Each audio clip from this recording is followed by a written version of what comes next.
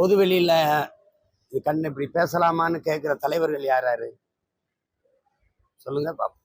அவங்க கட்சியில் இருக்கிறவங்க எல்லாம் எப்படி பொதுவெளியில பேசுறாங்க? 14 வருடங்கள் நான் அதை நாகரிகமா தவிர்த்து தவிர்த்து போகும்போது நீங்க யாரும் அவர் கண்ணியமா நகர்ந்து போறாரு, அந்த பொம்பளை தான் அப்படி பேசிட்டு இருக்குன்னு ஏதாவது சொன்னீங்களா?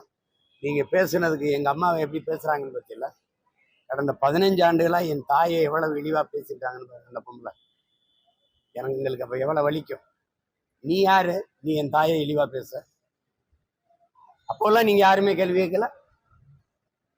பொதுவெளின்னா எனக்கு மட்டும்தான் பொதுவெளி, உங்களுக்கு பொதுவெளி இல்லது, உங்களுக்கு தனி வழியா?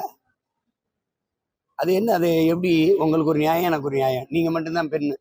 என்னை பெற்றவளோ, எனக்கு உயிர் துணையா வந்திருக்கிற என் மனைவியோ, என் உடன் பிறந்த சகோதரிகளோ, என் அக்கா தங்கைகளோ, என்னை நம்பி வந்திருக்கிற என் தாய்மார்களோ, என் தங்கைகளோ, என் அக்காக்களோ, அவங்க எல்லாம் பெண்கள் இல்லை. உலகம் பூரா சொந்தம் வச்சிருக்கேன் நான். அவங்க மனநிலையெல்லாம் என்னவா இருந்திருக்கும்? வார்த்தைக்கு வார்த்தை நீங்க எப்படி பேசுற அந்த பொம்பளை என் குடும்பத்தை பாருங்க. அது கேட்குறீங்கல்ல?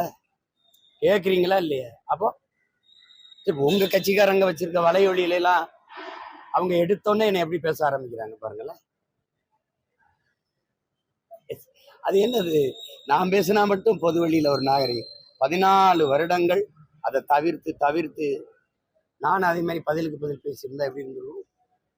பேசல இல்லை, நான் பேசல இல்லை.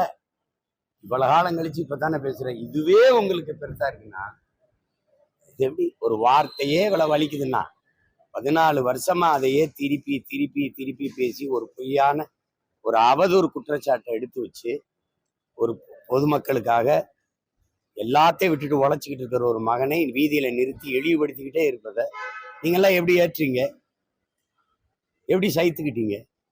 இதே உங்க தாயை பேசுனா நான் விடுவேனா? சொல்லுங்க.